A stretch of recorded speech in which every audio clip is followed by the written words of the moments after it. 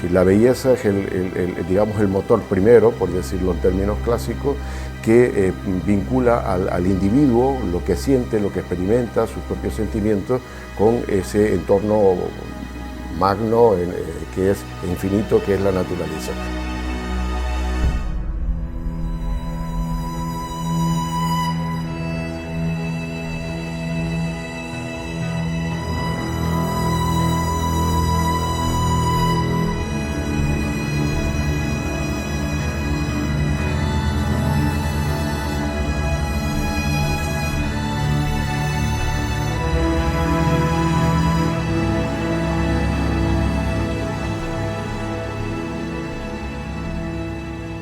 Bueno, el libro de Paco Galante ya plantea desde el comienzo un horizonte, ¿no?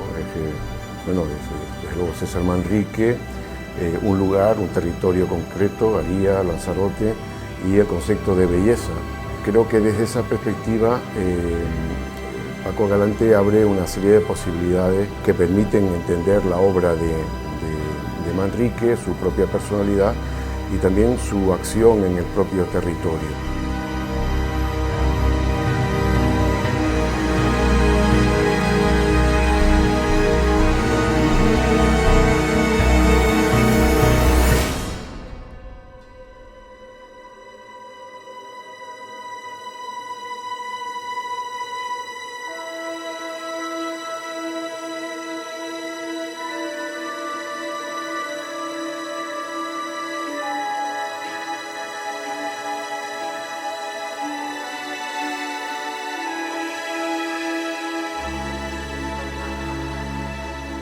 Es imposible comprender Lanzarote sin la labor de César Manrique. César Manrique es uno de los grandes hijos de Lanzarote y la figura más relevante de nuestra historia contemporánea. Hace más de 30 años que no está entre nosotras y nosotros, pero su labor es tan imponente que es imposible comprender Lanzarote sin sus aportaciones. Sigue presente porque somos muchísimas las personas que mantenemos vivo su compromiso en defensa de la arquitectura tradicional, del territorio, la naturaleza o el medio ambiente. Inspiró el PIO de 1991 y promovió la Reserva de la Biosfera. Nos enseñó a apreciar la belleza del paisaje, nos concienció para defenderlo y combatió la especulación urbanística, la masificación turística o la pérdida de personalidad de Lanzarote. No se cansó de repetir que había que poner límites porque la isla es muy vulnerable.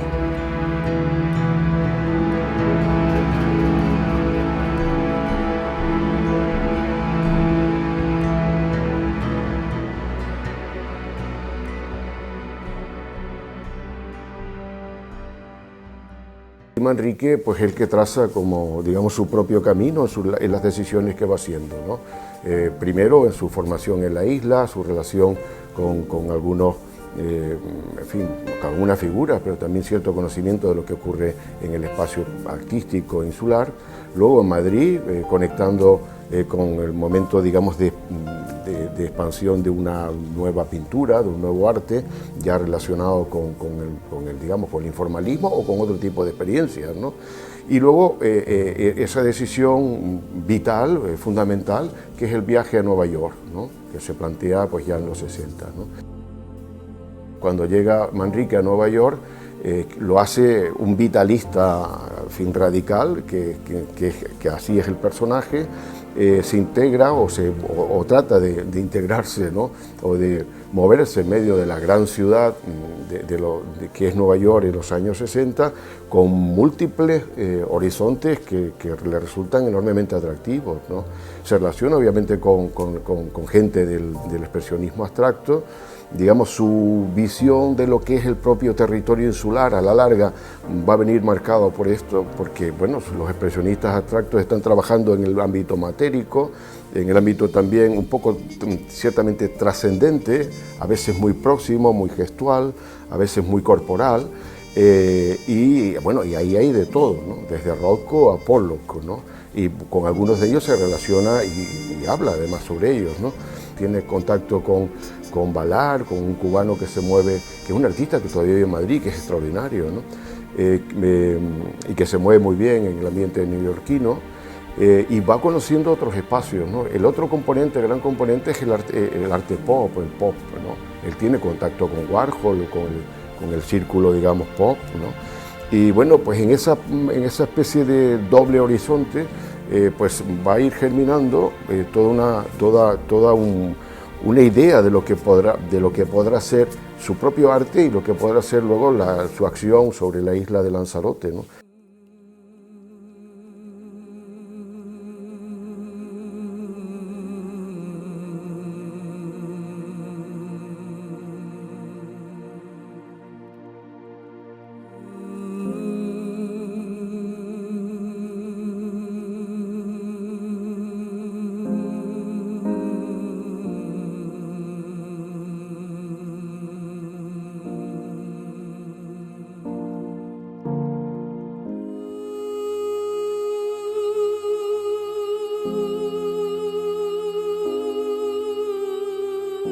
Si pensamos en César Manrique, yo creo que pensamos todos los canarios y todas las Canarias, que fue un adelantado a su tiempo. Ya en los años 60 se preocupaba y trabajaba por algo que hoy en día no nos deja dormir, ¿no? Que es la sostenibilidad.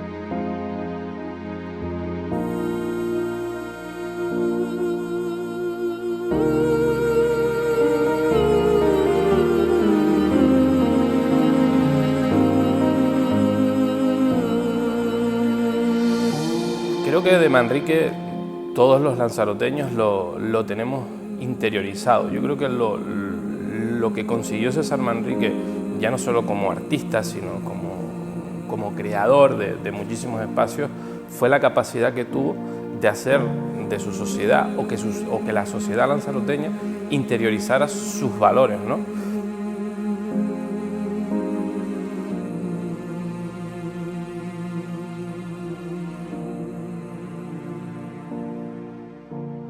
Hay una vieja concepción utópica que viene del Renacimiento, que es la construcción en una isla lejana de una ciudad del sol, ¿no? La Città del Sole, ¿no?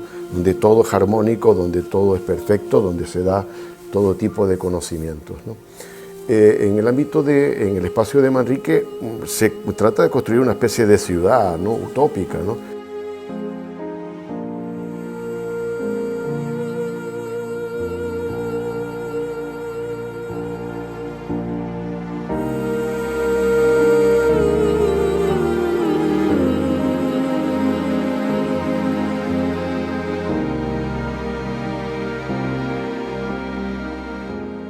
César Manrique representa mucho para Aría. De hecho, él tomó varias decisiones respecto a Aría en su momento. Decidió hacer aquí su casa, que al final por temas medioambientales no pudo ser. Decidió que sus restos descansaran para siempre en Aría, y además aquí realizó, aparte de los centros de arte, cultura y turismo, como todos conocemos, las intervenciones que hizo tanto en los Ameos, en la cueva, el mirador. Aquí es donde está la única obra eclesiástica realizada por César Manrique, que es donde nos encontramos precisamente en este maravilloso altar de piedra labrada en Magues. Como pueden ver, hay representado un nacimiento, un alumbramiento, que se le puede dar múltiples interpretaciones a la imagen femenina en sí, con todo lo que representa, y además está posicionado de manera que cuando el sacerdote levanta el cuerpo de Cristo, coincide perfectamente con el momento del nacimiento, del alumbramiento, justo coincidiendo.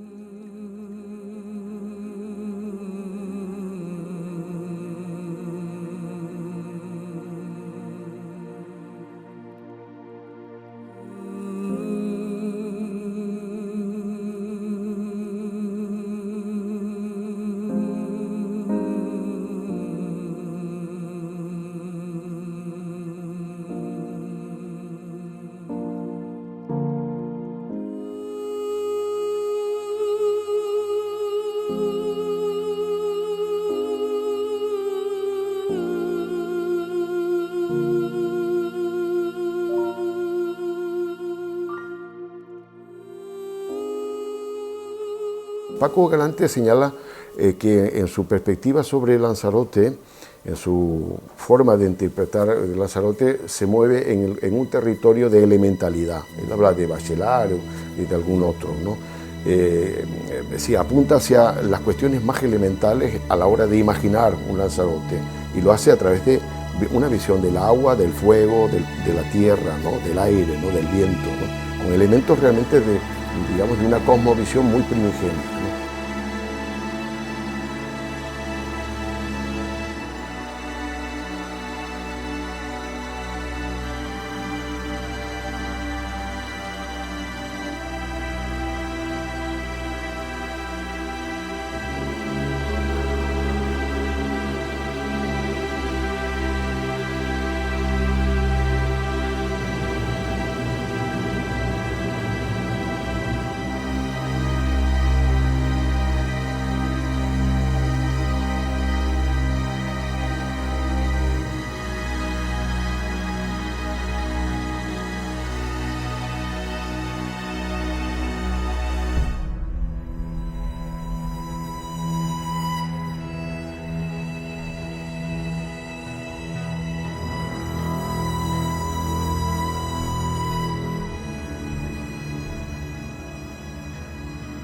Realmente es el primer artista que interviene en diálogo con la propia naturaleza en unas construcciones que no van a ser efímeras, ¿no? Cuando piensa uno en Lang Art, por ejemplo, sí, interviene en el territorio, pero esto pasa, es decir, luego desaparece, sin más.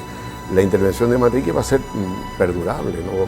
Va a mantenerse y va a generar riqueza, ¿no? Hay que pensar que, por tanto, que es un proyecto también político, económico, de dimensión sociológica, ¿no? En un espacio donde se malvive, donde los pescadores o en el campo, ¿no? se malvive, de repente comienza a florecer toda una economía que transforma absolutamente la vida de Lanzarote, ¿no? Es como un salto del siglo XIX, comienzos del XX, a una época como de ensoñación, ¿no?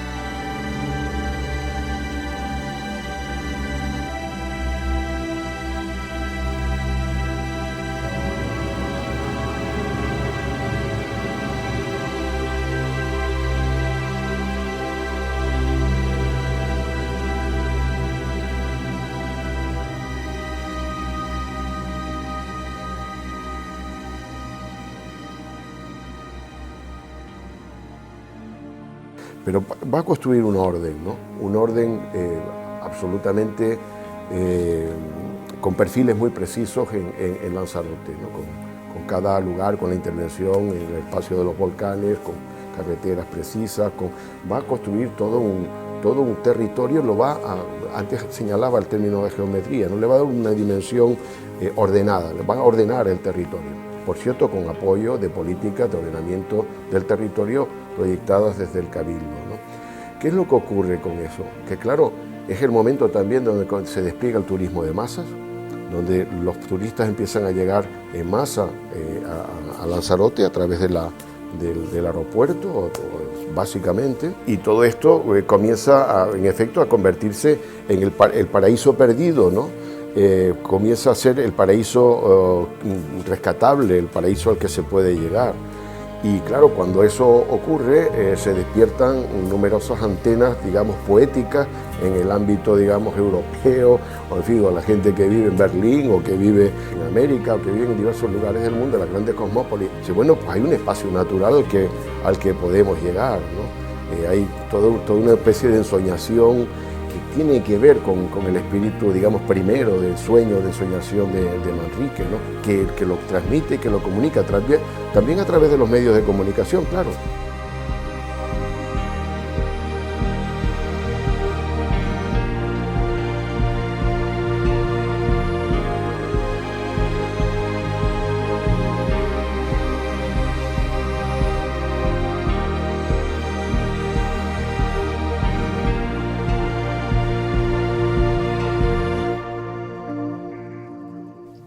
Los centros turísticos son su gran creación. Propuso una relación armónica entre el arte, la naturaleza, un ideario que concretó en su gran creación, los Centros de Arte, Cultura y Turismo de Lanzarote. Los centros turísticos son el gran referente de la conservación del patrimonio histórico, artístico y cultural y natural de Lanzarote. Pero también son un gran motor económico de la isla, son un gran regalo suyo porque son de titularidad pública y la mejor tarjeta de presentación de Lanzarote en el mundo.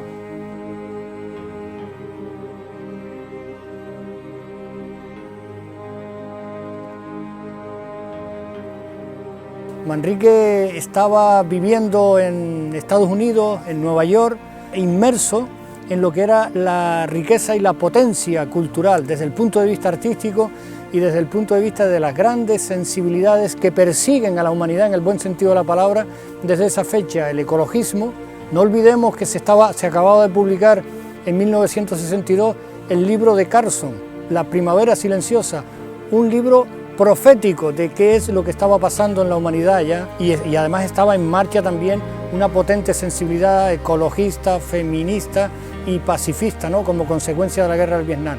Y había además un movimiento de vanguardia artístico extraordinario, eso lo vive Manrique, lo vive, aprende de él, lo conoce y lo trae a una isla del Atlántico como Lanzarote, ¿no? Y encuentra el territorio adecuado para que Manrique desarrollara aquí de manera práctica una obra vinculada a todas esas sensibilidades extraordinarias y vinculada sobre todo a las vanguardias artísticas, ¿no? Con esa doble sensibilidad, Manrique encuentra en la isla de Lanzarote el teatro adecuado para desarrollar su obra, ¿no? Y marca una orientación extraordinaria para un modelo de desarrollo turístico, ¿no?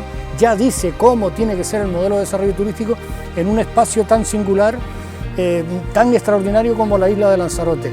Y ya en la segunda mitad de los años 70 y desde la primera mitad de los años 80, aquí donde estamos en estos momentos, en el Caletón Blanco, ya Manrique le mostró a la mafia y a la corrupción política que el territorio no es un escenario para actividades económicas, sino que el territorio es un escenario de la vida animal, de la vida vegetal y para la vida humana, y que el territorio también es necesario disfrutarlo con los colores, con la lluvia, con los paisajes. Y eso fue muy importante, y aquí fue donde él por primera vez se enfrentó a los poderes políticos y económicos de la fecha que querían poner este borde costero también en el mercado inmobiliario.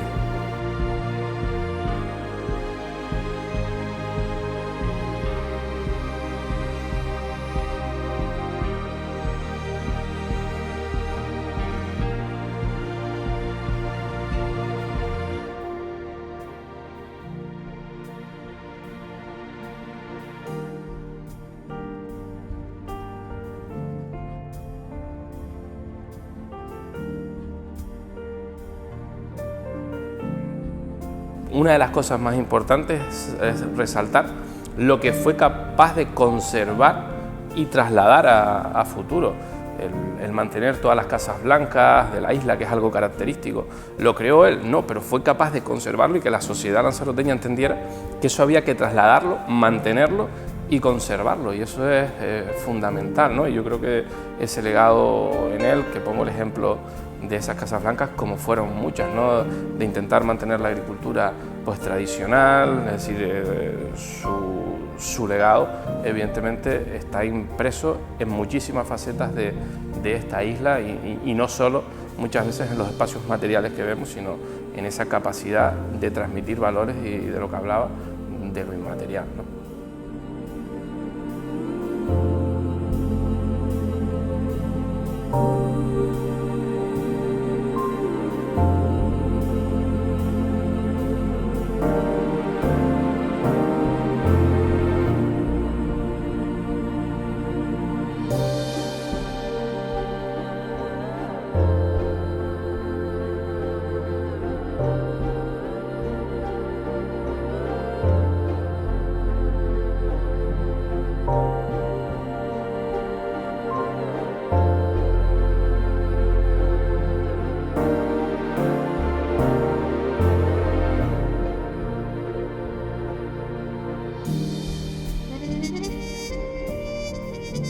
De manera que la utopía en un momento determinado, que parece el sueño del futuro que va a caer en el presente, que por fin va a haber un lugar en el mundo, uno de tantos lugares, pero al menos uno de forma muy destacada, donde la gente puede descubrir lo que había sido la naturaleza, lo que es la naturaleza, lo que es el espacio de convivencia con el entorno, comienza a ser un espacio de especulación, ¿no? y donde el capital va a penetrar y donde la especulación va a penetrar de forma radical. Entonces, claro, Manrique se da cuenta inmediatamente que lo que ha construido, lo que ha proyectado él y, bueno, José Ramírez o la gente del Cabildo, ¿no? O todos sus amigos, ¿no?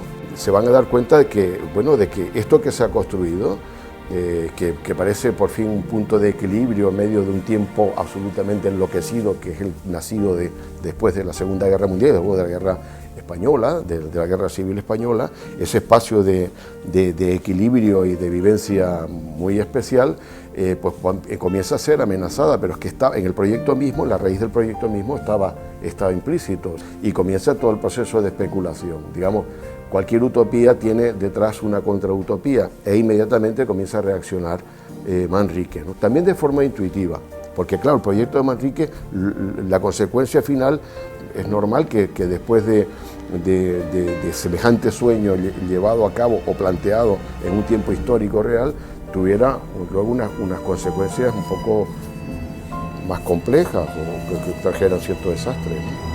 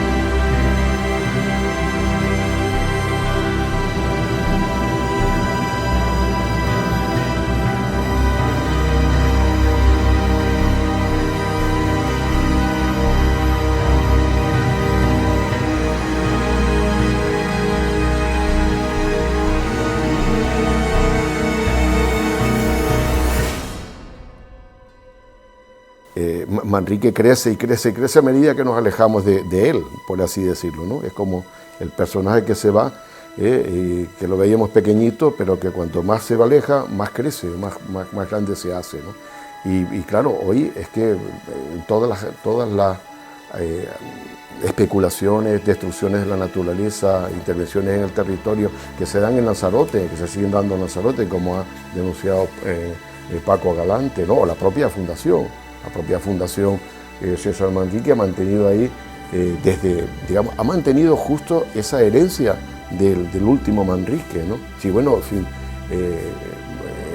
digamos, el legado Manrique está ahí, es la construcción de los grandes espacios de Lanzarote o de su propia pintura, el legado está ahí, pero ese legado se mueve en el tiempo y ese tiempo que viene, que llega, es un tiempo de destrucción, por tanto hay que preservar lo que se tiene, ¿no? Y luchar contra eso. Por eso la figura de Manrique es cada vez más descomunal, yo creo, ¿no? Si llega a ser un simple artista, bueno, pues está bien, pero estaría en los museos, ¿no?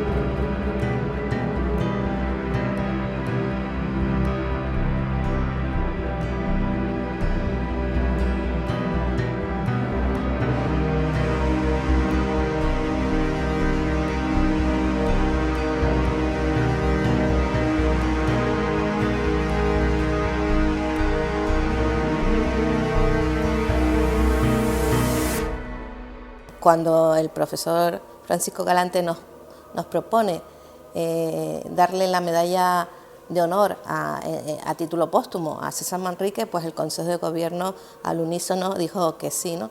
Y es un honor tremendo, puesto que todos los años, los 231 años de historia que tiene la Universidad de Laguna, solamente habíamos dado dos medallas de honor antes, que había sido a Su Majestad la Reina y al jurista Francisco Tomás y Valiente, y César tenía la tercera porque es un gran inspirador, básicamente, ¿no?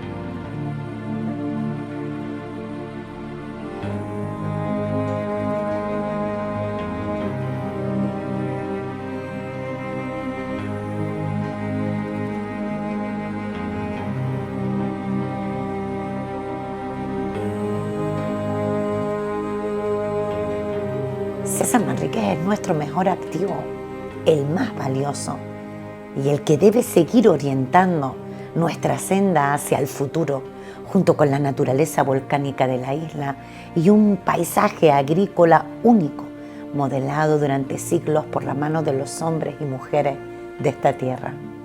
Por tanto, el pensamiento y la obra de Manrique nos van a seguir acompañando en los retos que tenemos hacia el futuro. Unos retos que están relacionados con la lucha contra el cambio climático, la inaplazable transición ecológica, la contención del turismo de masa, la cultura de los límites o el desarrollo socioeconómico sostenible.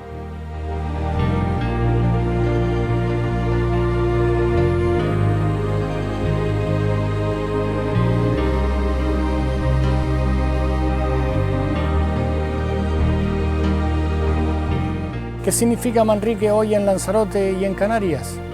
Pues es la gran esperanza colectiva.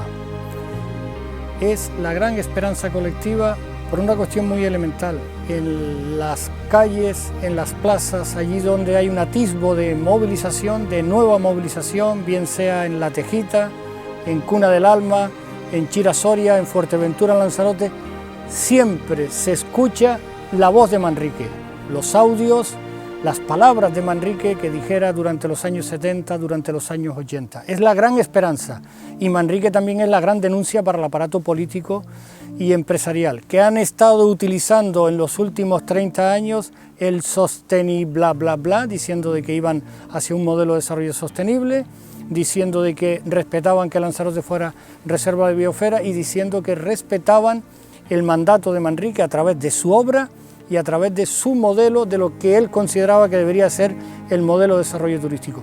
Nada de eso se ha respetado, sino que se ha utilizado como instrumento de propaganda. Podríamos resumir que Manrique es la gran esperanza 30 años después de que no esté con nosotros.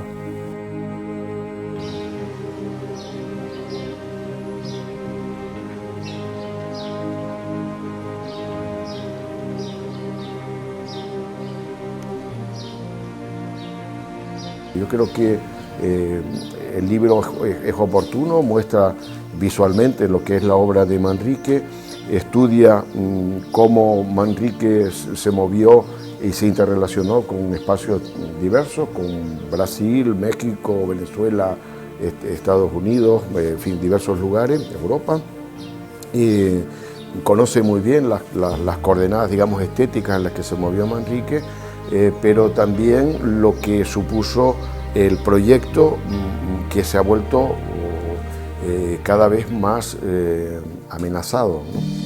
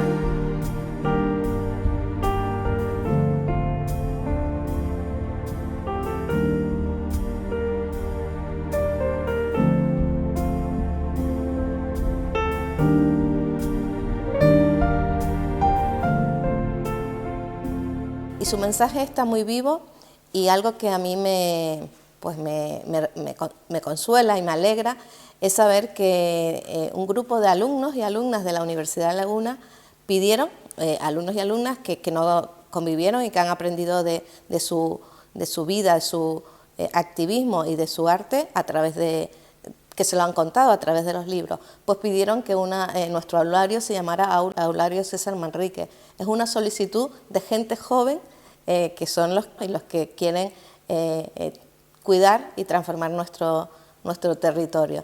Si ellos creen en César Manrique, estoy segura de que vamos a poder tener una Canarias sostenible, que era lo que nos inspiraba César Manrique y nos inspira a día de hoy.